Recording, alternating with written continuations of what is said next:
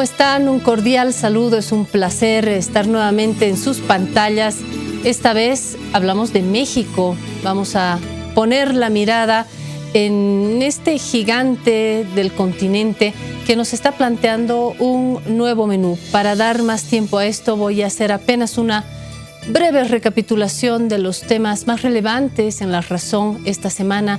Mientras recuperamos algunas de las portadas, le diré, como le he dicho varias veces en estas semanas, que nos entretiene el Mundial. Estamos pendientes de algunos partidos de infarto, otros no tanto, pero todos imprescindibles para conocer al verdadero campeón dentro de poco, y cada día se pone más interesante.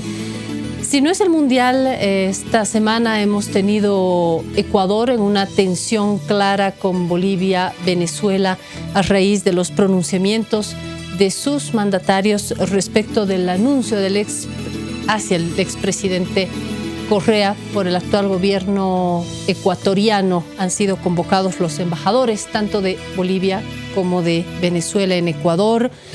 En el plano nacional seguimos buscando una solución al conflicto universitario, a la UPEA. Usted sabe, porque lo ha leído en La Razón, que 7 de 10 universidades no están de acuerdo con la modificación de la ley 195. Sabe también que se archivó finalmente el trámite de revocatorio contra el alcalde paceño Luis Revilla.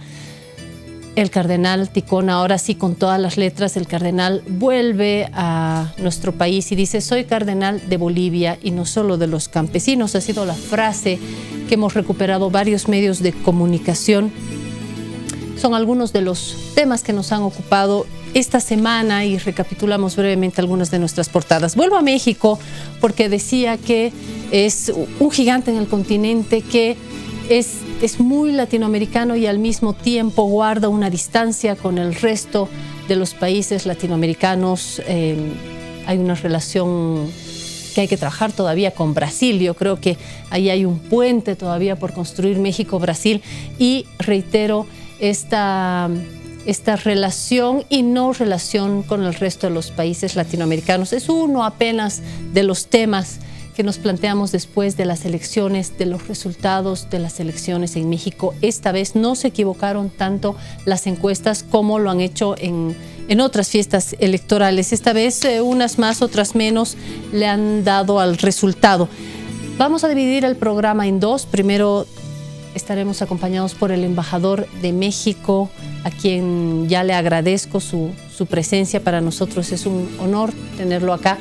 Y en la segunda parte vamos a hacer una pequeña mesa de periodistas para ir ensayando algunas hipótesis a las preguntas que se están lanzando.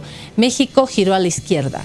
México giró a la izquierda. Más bien le preguntaré al embajador. Quiero agradecerle con toda mi amistad a Héctor Valencia, embajador de México en Bolivia, a quien le digo gracias por estar acá, gracias por habernos visitado cuando hablamos del Día de Muertos. Hicimos una comparación muy bonita aquella vez. Gracias, embajador, por estar acá, por dedicarnos su tiempo y por venir esta vez también. No, muchas gracias por la invitación. De verdad es un gusto, un honor estar aquí. Y saludo al auditorio con agradecimiento por el interés que ha despertado en los medios bolivianos la elección reciente llevada a cabo el 1 de julio. Y gracias a la embajada por algunos datos que nos ha dado. Vamos a algunos números. ¿Por qué, al margen de qué se viene políticamente, si la izquierda, no la izquierda, si es la muerte del PRI, si es el inicio de algo, no, es más bien la muerte de otra cosa, al margen de las muertes y los nacimientos y las transiciones, qué ha hecho tan particular esta elección? Entiendo que es de las más grandes, de las más complejas. ¿Nos da los datos más importantes, embajador? Bueno, ha sido una elección excepcional por diferentes motivos. Como usted dice, es la más grande, que eso es normal en un país que crece demográficamente. Tuvimos un padrón electoral de más de 89 millones de personas, del cual votó el 63%. Y bueno, yendo un poco, hubo más de 157,000 casillas electorales. 1.600.000 ciudadanos mexicanos fueron convocados para estar como miembros de las casillas, de cada una de las casillas electorales, pero también por el número de cargos. Hubo más de 3.400 cargos en elecciones, tanto a nivel federal como local, digamos estatal y hasta municipal. principalmente el cargo de presidente de la República, el poder legislativo, 128 senadores, 500 diputados, el gobierno de la Ciudad de México con sus distritos internos, 9 gobernaturas de los 32 estados de la República y un sinfín de municipios, es decir, fue una elección bastante grande. Ahora, si vemos a los resultados, también es una elección excepcional. Antes de los resultados, sí, en cuanto a la participación y comparativamente con países de la región, ¿cómo ve usted desde lo numérico hasta la cualidad de la participación? Bueno, muy buena pregunta. Yo creo que la elección, en México las elecciones no son obligatorias, es decir, es una elección que hace el ciudadano. En esta ocasión votó el 63% del padrón electoral, estamos hablando de más de 56 millones de personas y afortunadamente, se llevó a cabo como esperábamos los mexicanos, de una manera ordenada, tranquila, equitativa. Hubo algunas inconformidades muy locales, pero en general yo creo que se puede calificar de una elección limpia y muy equitativa. Respecto del pasado, ¿la participación sube, baja, ni fu ni fa? No, en términos porcentuales se mantiene más o menos. El abstencionismo en México gira alrededor del 30-35%, ya hablamos de un 37%, pero siempre ha sido más o menos en esa Hago la pregunta porque de pronto tenemos el fenómeno en varios países de que cuando las cosas están ahí, pues si a uno no le importa mucho ni que cambie ni que deje de cambiar, no va a votar, sigue su vida, o cuando no se siente muy interpelado por los ejes políticos, los cambios, pero hay momentos, me parece que este es uno, en los que hay mucho que decidir, hay una transformación, los resultados marcan un antes y un después en México, por eso lo preguntaba. Sí. Sin embargo, las encuestas desde enero que se empezaron a realizar siempre dieron por ganador a Andrés Manuel López Obrador. Algunas con mayor porcentaje, hasta el 48, hasta el 50% en las últimas semanas, y otras con un 42, 43, pero fue una constante permanente a lo largo de la precampaña y de la campaña, que Andrés Manuel López Obrador era el candidato más favorecido por la población, y yo creo que eso es probable que haya desestimulado a algunos a votar, ya viendo que estaba prácticamente ganado. Entiendo. Sobre los resultados, antes de hacer tener una mirada más política, de ver si gira o no políticamente, dónde se han dado los cambios, me gustaría preguntarle por los datos fríos, por el titular frío, el enfoque frío, decimos los periodistas. ¿Qué es lo que usted marcaría para un público, para una audiencia boliviana? Creo que habría que destacar que Andrés Manuel López Obrador ha sido el candidato más votado de la historia en términos numéricos. Ganó con un 53% de los votos emitidos, y los otros 3 candidatos, que son Ricardo Anaya, José Antonio Meade y el famoso Bronco, el candidato independiente, juntos no hubieran llegado a esa cantidad. Es una cantidad que se antoja para segunda vuelta, aunque en México no hay segunda vuelta, es simplemente la mayoría simple, el candidato que obtenga la mayoría simple es el ganador, pero los otros 3 candidatos juntos no hubieran llegado ni al 40%. O sea, esta mayoría es más que respetable, 53%. Sí. Le va a permitir seguridad, le permite poder. De hecho, cuando hablamos del personaje entendemos que el presidente en México es un actor político con mucho poder, más poder que en otros países, ¿no? Y luego tiene que desaparecer, ¿verdad? 6 meses, 6 años casi emperador, y después, chao, no hay reelección, pero sí concentra muchísimo poder. Con este respaldo, ¿la mesa está servida o no tanto? Yo creo que sí, si observamos los resultados de otras elecciones.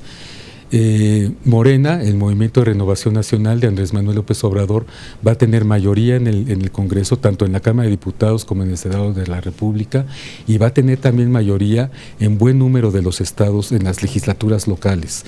Entonces yo creo que eso le va a facilitar mucho su labor, sin duda. Podemos hablar ya en el mapa político del origen, bueno, de esta victoria y de la propuesta política. De hecho, Morena, si miramos su árbol genealógico, no deja de ser una de las criaturas del PRI, ¿no? Bueno, sí, un poquito de historia muy brevemente. El PRI nace como un partido de la Revolución Mexicana que se va institucionalizando con el presidente Calles a finales de los años 20. Cambió 2 veces de nombre hasta llegar a finales de los años 50 en el Partido Revolucionario Institucional. Tuvo una importante decisión en 1988 cuando Cuauhtémoc Cárdenas y Porfirio Muñoz Ledo fundan el Partido de la Revolución Democrática, al que después entraría Andrés Manuel López Obrador. Y bueno, y ahora con la fundación de Morena, Andrés Manuel López Obrador se sale del Partido de la Revolución Democrática y funda el Movimiento de Renovación Nacional en el año 2014. Es un movimiento muy joven que tiene apenas 4 años. Aunque si miramos los actores, vamos a ir encontrando unos más jóvenes y otros no, políticamente hablando también. Tenemos caras nuevas y tenemos también asociados que han ido llegando, ¿no? O sea, me imagino que aquí también, como el DF, ¿no? Va a tener conglomeración política, ¿no? Así es. Hay que destacar también lo que mencionaba usted del poder presidencial en México. Yo creo que así ha sido, pero a raíz de ese poder se han ido, habiendo una serie de contrapesos. Ha habido ya muchas ocasiones desde el presidente Zedillo en cuanto que no ha tenido su partido mayoría en el Congreso. El PRI perdió la elección presidencial en el año 2000 a favor del PAN, repitió el PAN en el año 2006 y regresó el PRI en el 2012. Y ahora por primera ocasión asume un movimiento, el Morena, que nunca antes había estado en el poder, que es muy nuevo, sí, es un movimiento de 4 años. Entonces yo creo que Andrés Manuel López Obrador sí va a tener muy buen espacio para hacer las reformas que él ha mencionado y que ha prometido durante su campaña. Ahora, él una parte la habrá ganado en la lucha política, otra la ha heredado. ¿La ha heredado de qué? Del enojo, porque hay, me imagino, también una crisis del sistema político, y esto me suena a tantos países, desde Europa hasta América Latina, crisis, falta de confianza ya de la población en el sistema político, con 2 tareas pendientes, no solamente en México, pero en México de una manera muy urgente: la violencia, relaciones con Estados Unidos también. Creo que hay tareas pendientes que han empujado a esta victoria, y yo no sé cuánto físico tiene el actual poder para hacer frente a estos monstruos, la violencia, la corrupción. Estamos de acuerdo, la corrupción está en todo lado. Tengo la sensación de que en México en algún momento ha servido esa corrupción como para aceitar el mecanismo político también. Está ahí, pero hasta puede ser funcional. Pero ya llega un momento en el que la población se enoja con esto y queda como una tarea pendiente, urgente en el país. Diría corrupción, diría violencia. Esto empuja aún, y pongo el interrogante, giro a la izquierda. Bueno, es un análisis muy interesante. Yo creo que Andrés Manuel López Obrador, y hago mis comentarios a raíz del discurso que ofreció ya cuando desde que se consideró que era el candidato ganador en la noche del domingo, del 1 de julio, yo escuché muy atentamente su discurso, y yo diría más bien que es un discurso progresista. Quizá en México ya no cabe la calificación de izquierda o de derecha, sino un tanto de centro derecha o centro izquierda, pero en fin, yo creo que es una expresión, y él mismo lo ha acuñado desde su primera campaña en el año 2006. No hay que olvidar que es la 3ª vez que fue candidato, por el bien de todos, primero los pobres. Y en ese sentido yo le doy la calificación de progresista. ¿Por qué? Porque además expresó y transmitió una gran confianza al sector privado mexicano, que es muy grande, a los capitales, al sistema financiero, a la autonomía del Banco de México, al respeto a las instituciones, a los medios de comunicación, y yo creo que el pueblo le ha tomado la palabra, y es justamente describió el México que los mexicanos queremos. Un México de respeto, un México de instituciones, un México de legalidad, sí, un México también que combata la impunidad y la corrupción y la violencia, pero también un México que empiece a pagar más, porque se ha pagado algo, la deuda social que tiene, ¿no? La cantidad de pobres mexicanos que no han podido acceder a mejores niveles de vida. Todo lo anterior, toda la lista que usted menciona, en verdad no está peleada con un gobierno que pueda ser de izquierda. Entiendo que tanto en la izquierda como en la derecha hay un montón de grados, tantos grados que a veces cuando uno se va mucho a la izquierda o a la derecha termina en el otro lado. Pero así es. ¿Dónde está la izquierda? ¿Hay una izquierda en México? Me pregunto, y no dejo de perder de vista los ejes y cómo se ha ido moviendo el continente en este último tiempo. No es Ecuador, no es Venezuela, no es Argentina, no es Colombia. México es México. Y dentro de esto, solamente en el contexto mexicano, ¿dónde está la izquierda? ¿Hay realmente un movimiento político de izquierda? Porque la izquierda intelectual está ahí y nos ha dejado, pero desde murales, obras literarias, filosofía, la intelectualidad. La izquierda está en la UNAM, no me queda la menor duda. La izquierda puede estar también en movimientos como el de Chiapas, que bueno, no está en su esplendor, pero reflejó, digamos, y fue un movimiento de izquierda for export. Chiapas, lejísimos al sur, en la UNAM, en la literatura, en la producción intelectual, pero en las calles llegó a estar la izquierda, el movimiento político de izquierda, ¿o no entra mucho en el actual panorama mexicano? No, yo creo que sí, por supuesto. La izquierda, si vemos un poco las coaliciones que se hicieron para esta elección, como por ejemplo el partido de centro derecha, el Partido Acción Nacional, el partido de Vicente Fox y de Felipe Calderón, se coaligaron con el Partido de la Revolución Democrática, tanto para la presidencia de la República como para la alcaldía de la Ciudad de México, la jefatura de gobierno. Pues es un poco contradictorio, pero sucede que la izquierda en México, es mi opinión, se fragmenta, quizá como en muchos otros lugares, ¿no? Sí. Hay siempre tendencias más radicales, menos radicales, más de socialdemocracia, pero yo creo que sí, la izquierda está en México, en las calles, en algunos grupos hasta de extrema izquierda, y que de alguna forma la política mexicana intenta incorporar, y yo creo que lo logra, al sistema político. Pero siempre yo creo que tendrá una presencia importante, quizás hasta en las legislaturas de los estados, como usted bien menciona, en el estado de Chiapas, con el zapatismo, que todavía se encuentra ahí, o sea, nunca fue combatido violentamente, está como enquistado, pero en fin, eso sería materia para otro análisis. Bueno, violencia sí hubo en Chiapas, pero definitivamente no lograron tener una presencia, pero sí hubo enfrentamiento con el Estado y no prosperó, pero en su momento. Pero en el 94. El 94. Sí, la violencia ahora obedece a otros órdenes, ¿no? La violencia, pero en Chiapas, en el territorio, digámoslo así, de donde está el zapatismo, pues está tranquilo. Iban a tener una candidata a la presidencia de la República, lamentablemente no cumplió con los requisitos, toda la cantidad, las miles de firmas que se piden. Creo que también hace sentido que a un candidato independiente se le exija cierto reconocimiento social, que se sepa quién es, porque si no podría darse el caso de que hubiera candidatos independientes que obedecieran otros intereses, en fin.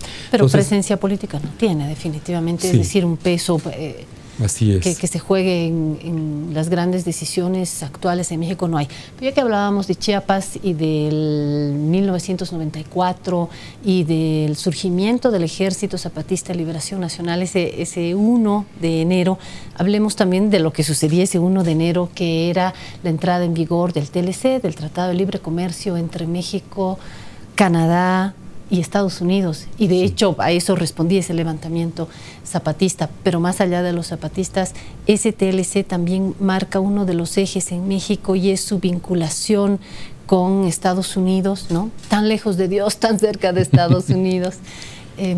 Esa vinculación con el norte, con Estados Unidos, también sus intentos de vincularse con economías desarrolladas en Europa, una relación más de competencia con China. Veo estos ejes: México-China, México-Europa, México-Estados Unidos, y claro, México y nosotros, México, claro, y el resto de los latinoamericanos. ¿cómo ubicaría, cómo dibujaría México para explicar a un público boliviano estos ejes, estas relaciones a partir de ahora? Yo creo que ahora se presenta a partir de la administración del presidente Trump una evolución en la relación bilateral, ciertos cambios. Definitivamente yo creo que ha sido muy clara la posición mexicana de negociar el Tratado de Libre Comercio de América del Norte en beneficio de la región, no para beneficiar más a un país o a otro. Es decir, tiene que ser una negociación de que los tres países ganemos y no únicamente favorecer a uno. Y bueno, los métodos de negociación los podemos ver, seguir en la prensa, han sido muy distintos, pero en fin, tampoco tenemos la prisa que tienen los Estados Unidos, ¿no? Yo creo que por el momento el TLC, las negociaciones van a estar más pausadas hasta que no haya una mayor claridad en el gobierno mexicano, cuando tome posesión el licenciado López Obrador el 1 de diciembre de este año, casi dentro de 5 meses. México entra siempre en esto. Suena largo, ¿no? En este periodo, es como el periodo, el mandato presidencial dura 6 años, y el último año generalmente es para reacomodo, celebración de elecciones y periodo de transición. ¿Cómo se perfila la relación con Europa? ¿Habrá cambios? ¿O es todavía muy incierto? No, yo creo que no habrá cambios. México favorece una relación positiva con Europa, favorecemos su proceso de integración, buscamos una Europa unida con la cual sea más fácil tratar. Tenemos un tratado de asociación estratégica con Europa desde hace ya casi 2 décadas, que ha funcionado bien, que no ha disparado el comercio el intercambio comercial como fue el NAFTA. De hecho, el Tratado de Libre Comercio de América del Norte regulariza algo que ya existía. Es decir, siempre el principal socio comercial de México han sido los Estados Unidos. En el caso con Europa hay que promover mayormente ese comercio con los distintos países europeos, pero la inversión europea en México es muy importante, particularmente de Alemania, de Francia, de España, de Italia, del Reino Unido y de Países Bajos. Yo destacaría esos países como grandes inversionistas en México. Hacía la pregunta de estas vinculaciones con Estados Unidos, no podía ser de otra manera, con Europa, y en esta relación compleja que hay que mirar con lupa con China, porque nos preguntamos en los países que estamos debajo de México, vinculándonos culturalmente, pero de una manera muy poderosa, y México tiene lazos muy fuertes, no solo porque ha sido cuna en momentos de exilio de muchos países latinoamericanos, sino que tiene una cultura tan fuerte, lo hemos visto en anteriores veces que estuvimos acá. México tiene tanta fuerza que obviamente no nos deja indiferentes. La pregunta es, ¿se rearticulará más a partir de ahora? Porque es fuerte la relación, pero al mismo tiempo no está como que alejado, ¿no? Por estas otras vinculaciones con Europa, con Estados Unidos ciertamente. ¿Será que vamos a tener a un México más de este lado, un México más cercano? No estoy hablando precisamente de que vaya a ser de amigos, como muchos están interpretando, ¿no? A la izquierda, bueno, de repente agarra sus amigos de izquierda y empiezan a funcionar otra vez en siglas que luego no dan frutos concretos, ¿no? Mucha sigla, pocas nueces, digo siempre en este programa. Pero de repente una relación más cercana, ¿será posible? Yo creo que sí. O sea, que girará más hacia el sur. Yo creo que sí, y un buen ejemplo es la relación bilateral con Bolivia. En los últimos meses se ha estrechado muchísimo la relación, quizá más que en los años previos. Y aunque se podría decir que ambos países tienen diferencias ideológicas o de perspectivas, pero fue algo que yo vi, que conversaron nuestros cancilleres, de que aún con esas diferencias se puede trabajar en beneficio mutuo de una relación bilateral. Y yo creo que esa va a ser la tónica que va a seguir. Ahora, en términos comerciales sí hay que fomentar mucho más. Son cifras que quizá deban ser actualizadas, pero estábamos hace algún tiempo con $1,000 millones de comercio con Estados Unidos al día, con $1,000 millones de comercio con China a la semana, y por ejemplo con $1,000 millones de comercio al mes con Brasil. Eso yo creo que ha sido creciendo, quizá esté desactualizado. Me sorprende la cifra con China. Sí, es que coincidía así. Sí, hace quizá como un año era ya de más de 50,000 millones de dólares. Con Estados Unidos es más de casi 400,000. Pero algo importante que dijo el candidato ganador, López Obrador, es que le va a dar prioridad al mercado interno. Ahí, por ejemplo, hay una gran similitud con la política económica boliviana. Yo creo que es algo que considero yo muy positivo, mejorar el mercado interno mexicano, que los mexicanos tengan un mayor poder adquisitivo, mejorar salarios, quizá eso tendrá que ser negociado. Y, en fin, es uno de los aspectos progresistas que mencionaba yo al principio del mejoramiento de ese mercado interno. La pregunta comercial, seguramente en este programa, tiene que ser Trump y los mexicanos y el muro. Mucha gente se debe estar preguntando, ¿pero por qué no le pregunta al embajador y qué va a pasar ahora con el muro, con los mexicanos, con la migración, con declaraciones muy estridentes de Trump? ¿Qué pasará ahora en la relación con López Obrador? ¿Será diferente a la del anterior presidente mexicano? Yo creo que sí. Inclusive, bueno, la felicitación que emitió el presidente Trump fue, yo creo, muy positiva. Ahora, también hay circunstancias de alguna forma paralela, si no similares, porque Estados Unidos tiene elecciones intermedias en noviembre. Yo creo que será a partir del próximo año, cuando ya hayan pasado esas elecciones y cuando el presidente López Obrador ya haya asumido como presidente constitucional, que se van a, como decimos, no sé, las naranjas se acomodan cuando el camión empieza a caminar, se acomodarán las naranjas en una relación positiva. De alguna forma ya estaremos cumpliendo 2 años de la administración del presidente Trump.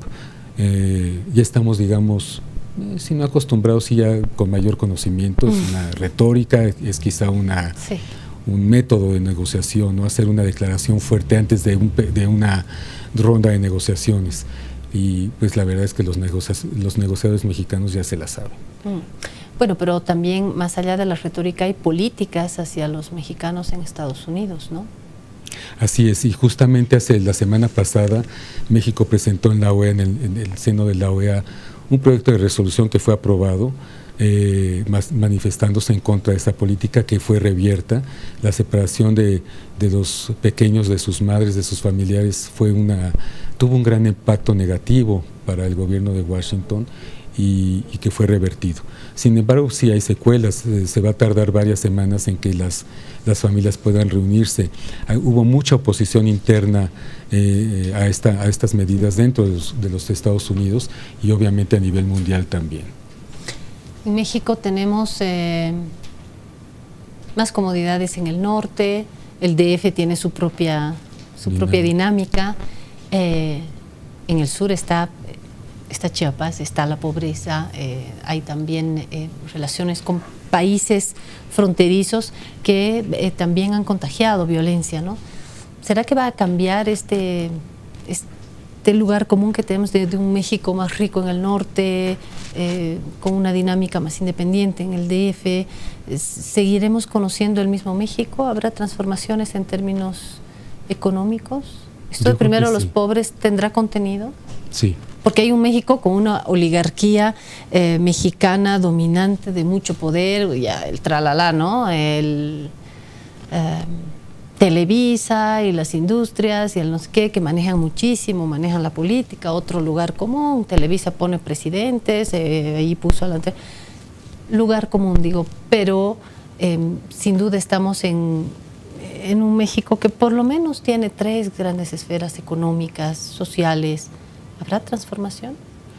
Yo creo que si uno ha seguido la campaña de Andrés Manuel López Obrador y el discurso y los documentos que han emitido el Movimiento de Renovación Nacional, yo diría que sí va a haber cambios.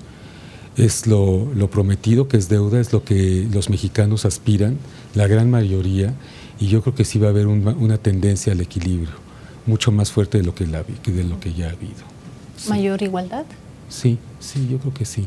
El fortalecimiento de ese mercado interno yo creo que dice mucho más que sus palabras, pero yo creo que los estados del sur de México, que en efecto son los que tienen un menor nivel de vida, yo creo que sí los va a favorecer el cambio. Todos estos valores y estas esperanzas que ponemos latinoamericanos, mexicanos, de repente no le hacen sentido a los núcleos de narcotráfico, de la violencia, aquellos que asesinan en un número impresionante, impronunciable, periodistas, políticos, pero que uno no entiende lo que está sucediendo, ¿no? Con fenómenos que pueden ser crecientes todavía, y a los que López Obrador, el otro, les da lo mismo, porque ya están en una lógica de violencia, del poder del dinero. Qué difícil atacar esto, ¿no? Yo creo que sí, siempre es un tema de lo más complicado, no solo en México, sino en toda América Latina y en el propio Estados Unidos, ¿no? Y pues bueno, sabemos las causas. Mientras exista la demanda que existe en Estados Unidos, pues habrá el negocio, ¿no? Yo en muchos foros de Bolivia siempre he expresado que el capitalismo de los Estados Unidos es tan eficiente que lo inmoral y lo moral, lo ilegal y lo legal lo convierte en negocio. No hay un solo tópico de la agenda de la vida humana que no sea negocio en Estados Unidos. Sea inmoral o amoral, sea ilegal, todo es un gran negocio, y combatir ese negocio frente a esa eficiencia capitalista estamos hablando de un negocio de 300,000 millones de dólares que genera violencia, aunado al negocio que implica la venta de armamento estadounidense a los mexicanos, al crimen organizado en México. Entonces, definitivamente es algo muy, muy complejo. No soy estratega para el combate a esa violencia, pero puede ser a través de medios financieros, como decía algún otro candidato, o de una mayor colaboración en las inteligencias de ambos países, los servicios de inteligencia, en fin, pero pues ahí sí puedo afirmar y confirmar que México continuará en su lucha contra esta violencia y contra el crimen organizado. Gracias, embajador Héctor Valencia, embajador de México, por habernos sembrado los ejes de un siguiente debate. Gracias por su presencia nuevamente y por habernos plantado, decía, algunos principios para interpretaciones que haremos en un segundo bloque con periodistas bolivianos. Ahora sí, vienen las hipótesis, que si la izquierda, si no, ¿qué hará López Obrador a partir de ahora? Corren las preguntas, estamos a la espera de las próximas señales en este país, pero ya podemos ir lanzando algunas lecturas. Lo hacemos enseguida, si usted nos aguarda.